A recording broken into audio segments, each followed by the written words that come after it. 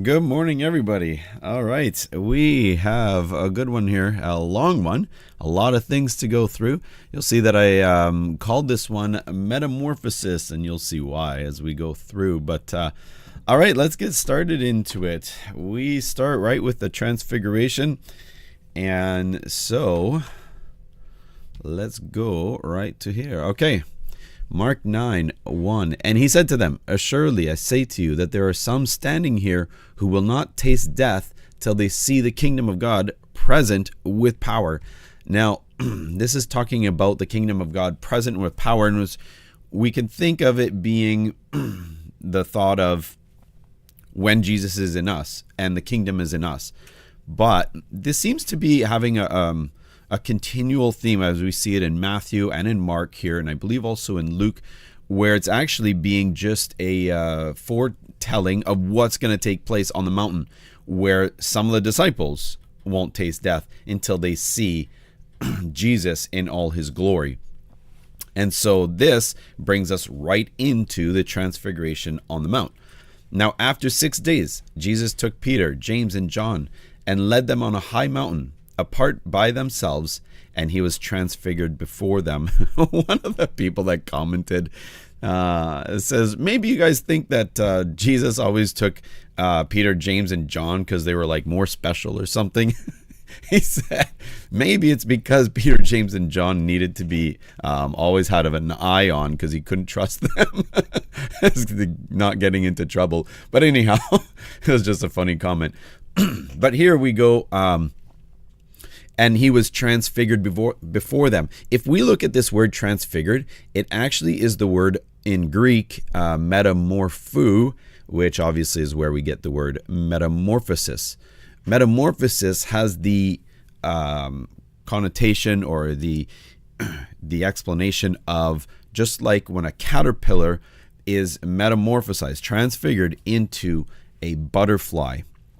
And so here, Jesus was absolutely transfigured, took on a different form, and his clothes became shining, exceedingly white, like snow. I like this, such as no launderer on earth can whiten them. Now, did they have bleach back in the day? I don't know, but they're saying he was so white, exceedingly white, like snow, such as no launderer on earth can whiten them. This is Jesus's glowing, just the absolute glowing. Now, similar to when Moses was glowing when he came off the mountain, but very different, because when we see about Moses, we see that Moses was reflecting the glory of God. So he was more like a moon, right? Like where the moon is not a source of light, but it is reflecting the source of the sun. But meanwhile here, Jesus was the light. And interesting is that Jesus wasn't reflecting the light of God, more so is coming from the inside, because we see in Hebrews, what is it here? I think he even mentions it here. Yeah, Hebrews 10:20. By a new and living way, which he hath consecrated for us through the veil, that is to say, his flesh. So Hebrews goes on, so Moses put on a veil because he was so bright and he was reflecting the glory of God. But Jesus, his veil was his flesh. And so he was able to somehow slip out of that and not have the flesh on him. And so now he's got this veil had been removed and he's glowing. And so then Elijah appeared to them with Moses, and they were talking with Jesus. So here we saw this, also we talked about this in Matthew, where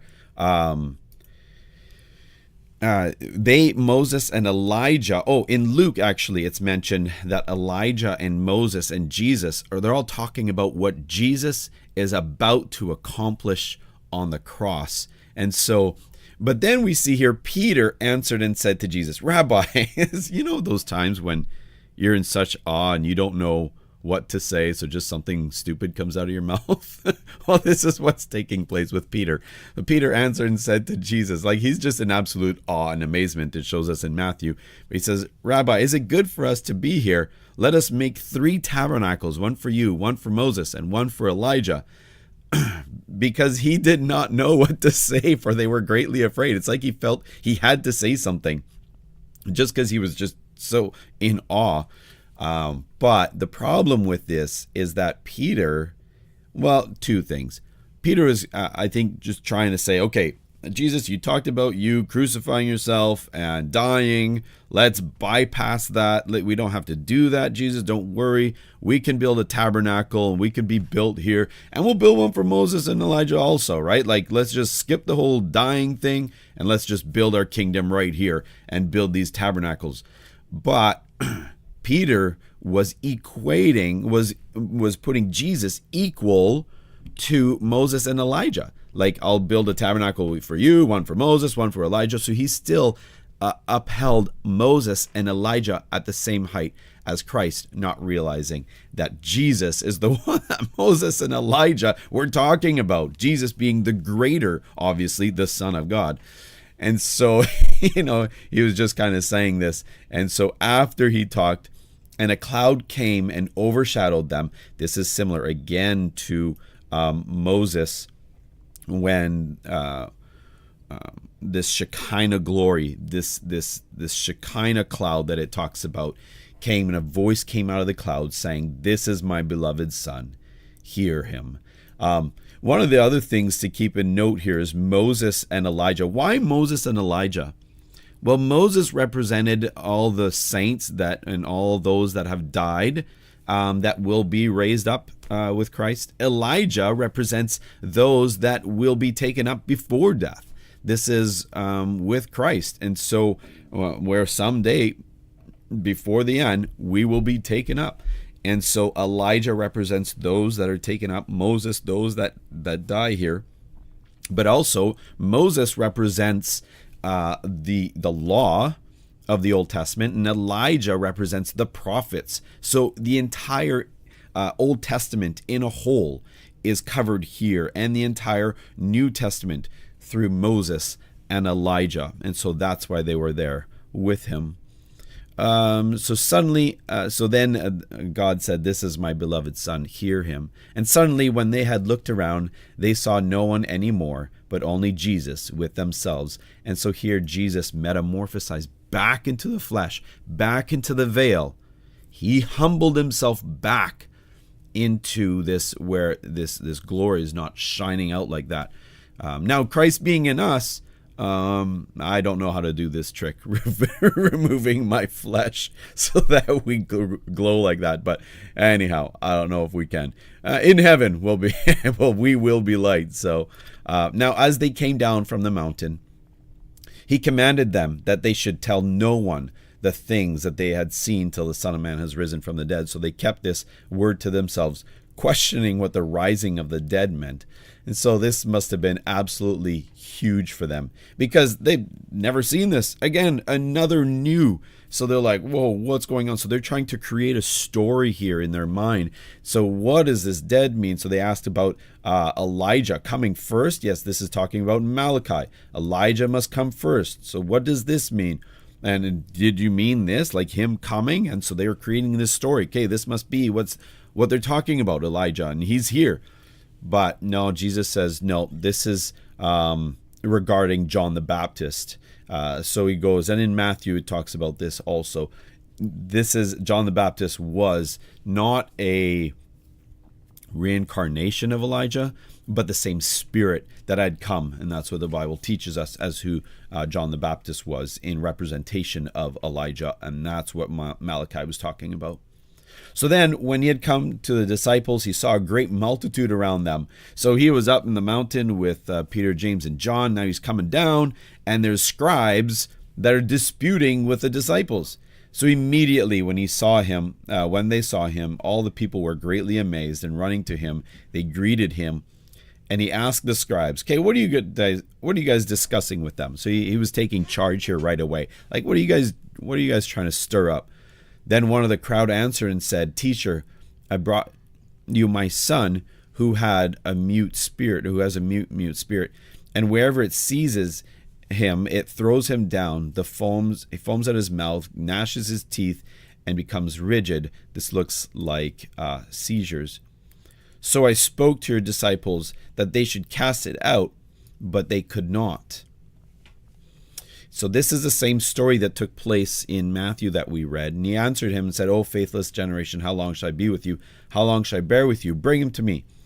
So they brought the son to him, and when he saw him, immediately the spirit convulsed him, and he fell on the ground and wallowed, foaming at the mouth. And so this is interesting because it looks like this trick from the demon was working for everybody in fear, putting them in fear. Looks like this is what took place with the disciples also. So it seems like he's trying to do the same thing with Jesus. So Jesus asked the Father, how long has this been happening to him? And he said, from childhood. And often he has thrown him both into the fire and into the water to destroy him. Now this is different. This is now the demons, not just a seizure. This is the demons trying to destroy him. As we know, the enemy comes to steal, kill, and destroy. But if you can do anything, have compassion on us and help us. And Jesus said to him, if you can believe, all things are possible to him who believes. Now this is an interesting response from the Father. Immediately the father of the child cried out and said with tears, Lord, I do believe, but help my unbelief. This is a very good insight, because many Christians think that I believe, therefore there is no unbelief. But that's not true. We know that there is unbelief also through the many things we go through in life. And this is a great negator often of seeing the manifestation of miracles, because we have this unbelief.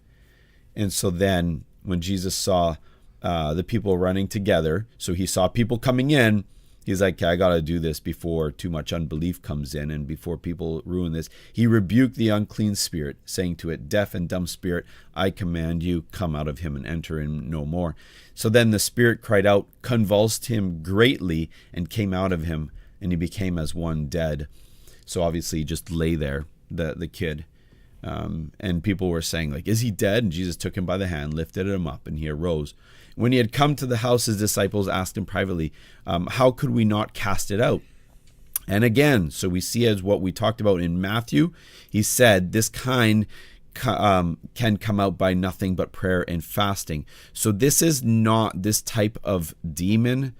We hit this in Matthew 17, I believe.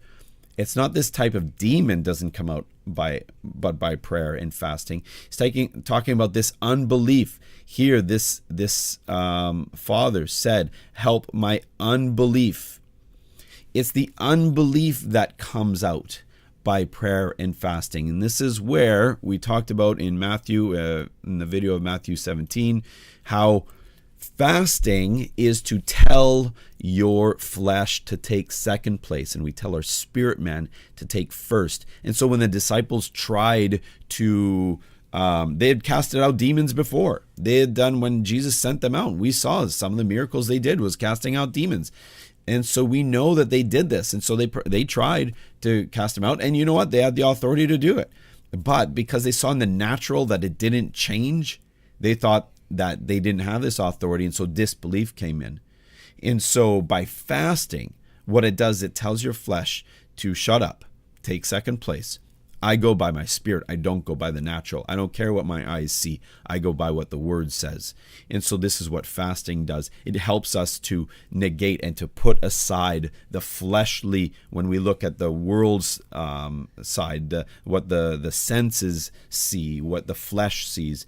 And so this is what fasting does. This is the whole point of fasting, is so that we can be strengthened in looking at the spirit instead of looking at the flesh.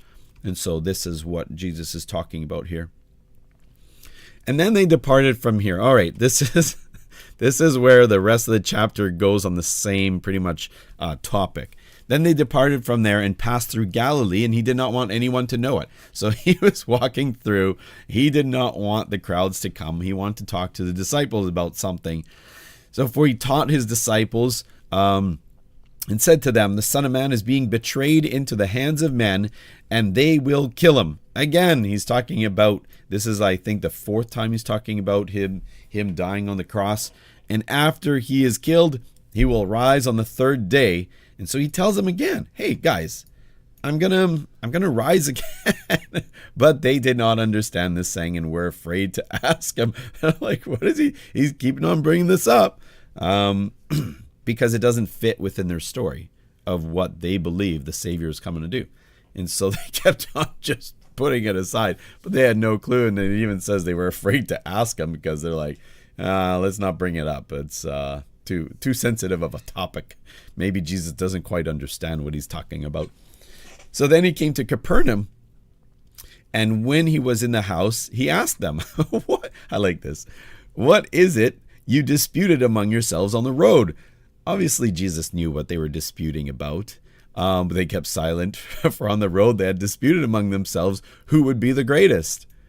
So he sat down, called the 12, and he said to them, see, they didn't even tell him. So of course Jesus knew, because he confronts them about what they were talking. This is the fourth time they argued about this. About, I think the third or fourth time, about being the first among themselves. So this is obviously something that they've been talking about and arguing about. So Jesus sits them down and he says, all right, if anyone desires to be first, he shall be last of all and servant of all. So we see Jesus teaching the disciples about this, but he heard them talking about this when they were on the road. He knew that they were disputing about this. And this is the major lesson about this chapter, about being a servant. Now, we learned in Mark 4, they had just talked about putting, dying to self, that we take up our cross daily. So he's going back to this message. He's going back to this, saying, you need to be the servant of all, which means humble yourself, guys. Don't try to always lift yourself up and trying to be, because the world teaches this whole system of you got to go and prove yourself. You got to do this. And he's saying, no, humble yourself. This is different. This kingdom is different. But they're not applying that principle. They're always trying to be best, numero uno, especially that these three went up on the mountain with Jesus and he told them, don't tell anyone, which meant that they knew they had a secret on the other 12, on the other disciples, the other 9. And so they kept on putting themselves in a pecking order. And Jesus is like, no, you got to be a servant of all. Then he took the little child, set him in the midst. When he had taken him in his arms, he said to them, whoever receives one of these little children in my name receives me, and whoever receives me receives not me, but him who sent me, which is God the Father. So he's really teaching them, okay, guys, we really got to humble ourselves. And then, off topic, John brings up, he says, by the way, off topic here, Jesus, I'm just going to interrupt you a little bit. Jesus answered him saying, teacher, we saw someone who does not follow us as the disciples. He was casting out demons in your name, and we forbade him because he does not follow us, as in he's not the 12 disciples. But Jesus said, hey, don't forbid him, for no one who works a miracle in my name can soon afterward speak evil of me. He's on our side. He says, if he's not against us, he's on our side. So many people think that this is probably one of the 70 disciples, or maybe even one of the disciples of John the Baptist, who's been learning, maybe even saw what the disciples were doing. He's like, hey, I can do this too. Let's go out there. Let's start casting out demons. And so the disciples are like, this guy shouldn't be doing it. They're not as good as we are, right? Like, we're the 12. We're the top. And Jesus is like, hey, whoa. For whoever gives you a cup, and he brings it back to serving, back to what he's saying up here, guys. Don't be first. Whoever gives you a cup of water to drink in my name, because you belong to Christ, assuredly I say to you, he will by no means lose his reward. So he's saying this is somebody who humbles himself and serves, brings water. Hey, he is a blessing. And then he brings it to this. But whoever causes one of these little ones who believes in me to stumble, it would be better for him to, if a millstone were hung around his neck and he were thrown into the sea, saying pretty much anybody who takes any, so that kid is still there. So obviously this, John brought it off topic, but Jesus is now trying to bring it back to the topic. And so the kid is still there. And a millstone is, for grinding, wheat, grain to make it into flour. And so he's similar to, when a gang puts your feet in cement and throw you off the bridge. It's saying it would be better if somebody gets a millstone hung around.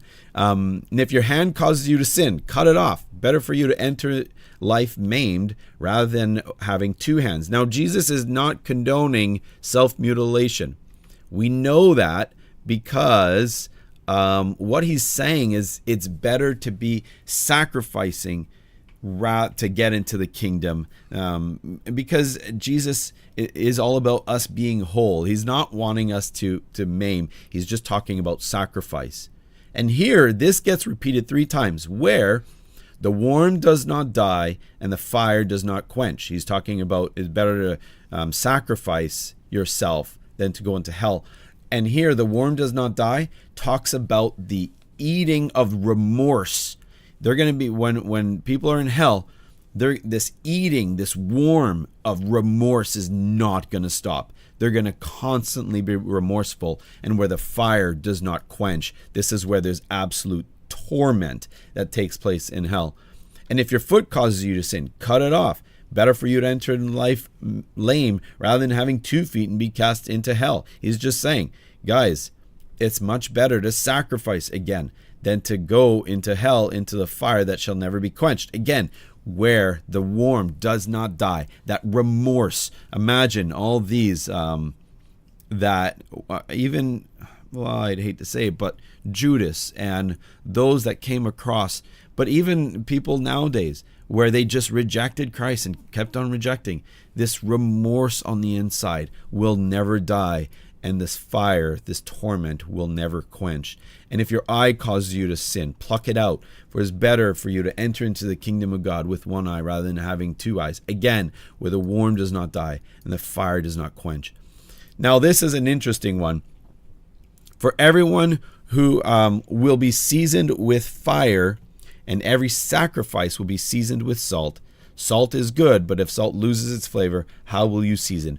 Okay, this is actually very interesting, because if we look at it in the Greek, it says, for everyone will be salted with fire, and every sacrifice will be salted with salt. And so if you go back to what I showed you how to get into the Greek there with Bible Hub, why do I say the Greek? Because the New Testament was written in Greek. The Old Testament was written in Hebrew. So anytime that we're in the New Testament, we want to go to the source of the script. We go to the Greek. And so this reminds me of Romans, Romans 5:3. Is this what I have it? Yeah. Let's just go quickly look at Romans 5:3. I'm running out of time, but I really want to show you guys this, because here he's talking about sacrifice again. So Romans 5:3, and not only that, but we also glory in tribulations. So this fire is talking about tribulations.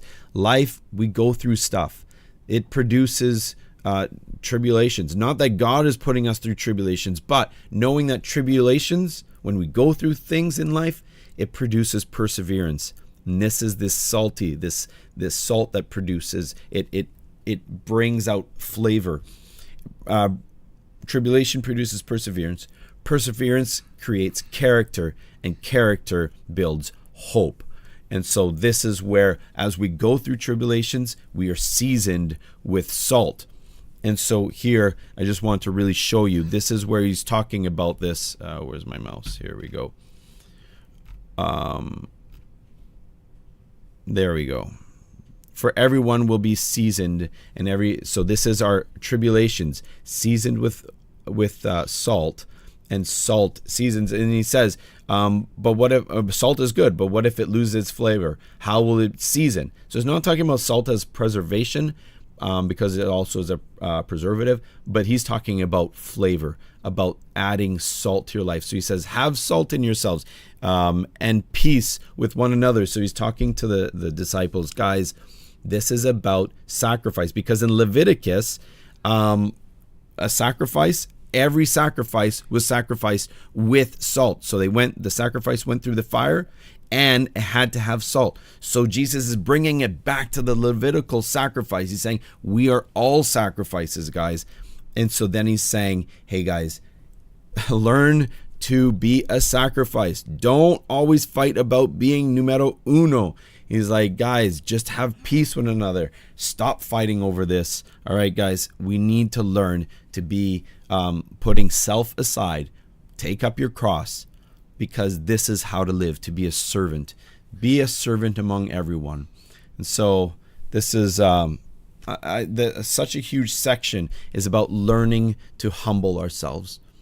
And this is part of that metamorphosis of us transferring from what has been taught to us throughout this entire world about always being numero uno to putting ourselves, humbling ourselves, that we put ourselves on the right place. And then kind of like where the Bible talks about where somebody's always trying to seek the top seat, and then they're like, don't do that because you'll be humiliated. As they say, you shouldn't be up at this seat, but go and get the seat that is in the lowest.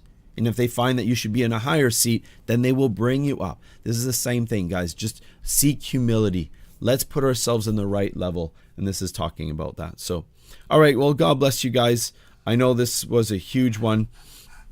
And so, yeah, absolutely. As Sue says here, we grow through what we go through. It's true. You know what? That's tribulation helps us to grow and persevere and go through tribulations, but it helps us with perseverance and also character, and that produces hope. And so, all right, Eli wanted to come on and say hi. Hi. Hi. Did you have a good sleep last night? Yeah. All right, everybody, be a blessing. Let's remember and take this whole section about humbling ourselves, and let's be a blessing out there, and let's serve others. The greatest of us will be a servant of all. And so this is absolutely huge. A huge lesson that we need to keep growing on. All right. We love you guys. Be a blessing out there. And remember, always stay filled up.